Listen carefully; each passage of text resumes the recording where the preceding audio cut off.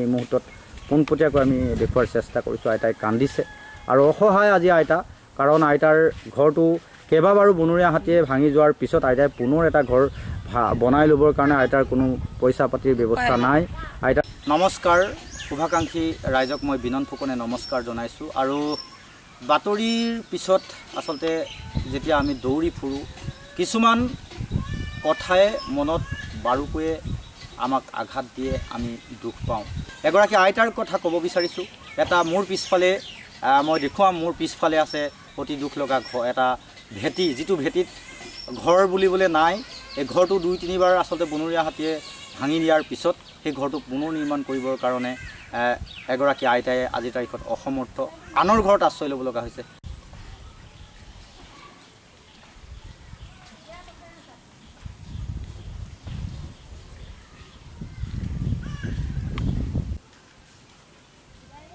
মই আছোঁ বুলি এতিয়া চাইছোঁ, আৰু দূৰণি থকা হ'লে বুঢ়ীটো কি হ'লেহেঁতেন, চকুৰে দেখে।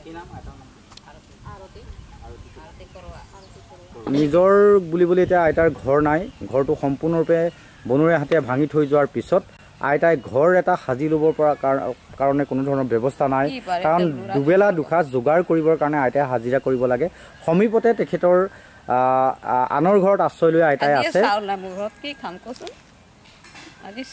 থাকিবলৈ আচলতে ঘৰটোৱে নাইকিয়া হয়। তাৰপিছত আৰু ক'বলৈ কোনো ভাষা নাই। চকুত চকু পানী এই মুহূৰ্তত পোনপটীয়াকৈ আমি দেখুৱাৰ চেষ্টা কৰিছোঁ। আইতাই কান্দিছে আৰু অসহায় আজি আইতা, কাৰণ আইতাৰ ঘৰটো কেইবাবাৰো বনৰীয়া হাতীয়ে ভাঙি যোৱাৰ পিছত আইতাই পুনৰ এটা ঘৰ বনাই ল'বৰ কাৰণে আইতাৰ কোনো পইচা পাতিৰ ব্যৱস্থা নাই। আইতাৰ কোনো উপায় নাই। কৈছে যে দুবেলা দুসাঁজ খাবৰ কাৰণে আইতাই আজিৰ তাৰিখত কান্দিব লগা এটা পৰিৱেশ, কাৰণ হাজিৰা কৰে, কোনো উপাৰ্জন নাই আৰু আনৰ ঘৰত আশ্ৰয় লৈ আছে। বৰ দুখ লগা ছবি। গতিকে আমাৰ জৰিয়তে আইতাই আহ্বান কৰিছে যে এটা ঘৰ যদি আইতাই লাভ কৰে, আইতা উপকৃত হ'ব। কিন্তু আমিও অসহায়, কাৰণ কিছুমান অসহায় ছবিয়ে আমাকো আচলতে আৱেগিক কৰি তুলিবলৈ বাধ্য কৰে আৰু আমি আৱেগিক হৈ পৰোঁ। গোটেই কথাকেইটা আইতাৰ পৰা পোনপটীয়াকৈ জানিম, আপোনাক সেই পৰিৱেশৰ মাজলৈ লৈ যাম। কেতিয়া ঘৰটো ভাঙিছিলে আপোনাৰ? সপ্তাহে হ'ব, কিদিন আছিল, শুকুৰবাৰ। 15-20 দিন হ'ল। 15-20 দিনমান হৈ গ'ল। তেতিয়া চাইছোঁ, নাই, এতিয়ালৈকে কোনো খবৰ নাই, কাটি নাই। এতিয়া কিমান দিন লোকৰ ঘৰত থাকিম? এতিয়া লোকৰ ঘৰত থাকিলেও গানি শুনিম, নিজৰ ঘৰত থাকিলে কিমানটো খা নাখা মনতে হৈ থাক, নহয় জানো? লোকৰ ঘৰত খাবি, দুটামান কথা শুনিবি, আকৌ তোৰ খোৱাটো কেনেকৈ হ'ব? এইটো কাৰণে। আপোনাৰ কি নাম? আৰতি। আৰতি কি লিখে? কৰোৱা। কিমান হৈছে বয়স আপোনাৰ? বয়স মোৰ হেৰি হ'ব, 60 হ'ব। 60 বছৰ। আপুনি হাজিৰা কাম কৰে? হাজিৰাটো কৰোঁ, কি কৰিম? হাজিৰা নকৰিলে কোনে নদিব খাবলৈ?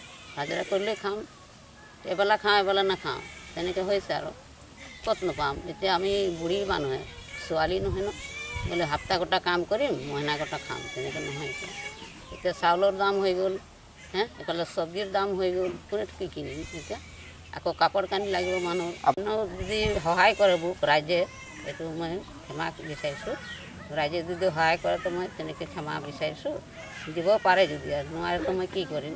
ল'ৰা মানুহ ক'ত যাম মই এতিয়া? ঘৰটো কি হৈছিলে? ঘৰটো বাবাই ভাঙিছিলে, বনৰীয়া হাতী দুবাৰ ভঙালে। এতিয়া নাই, কিমান কষ্ট পাইছোঁ মই। কষ্ট পোৱালৈকে এতিয়ালৈকে ঘৰ নাই, কোনো নাই। এতিয়া ক'ত থাকিম, কি কথা? মোৰোতো বহুত ফচি হৈছোঁ। বুঢ়াটো গ'ল, ঢুকালে, ল'ৰা এটা পগলা হৈ গ'ল, মই কি কৰিম? ল'ৰা ভাল থাকিলে কিবা এটা কৰিব, এইটোতো মোৰতো একেবাৰে মানে নাইকিয়া হৈ গ'ল। মোৰ শক্তিয়ে নাই, এতিয়া চকু নেদেখোঁ, কি কৰিম?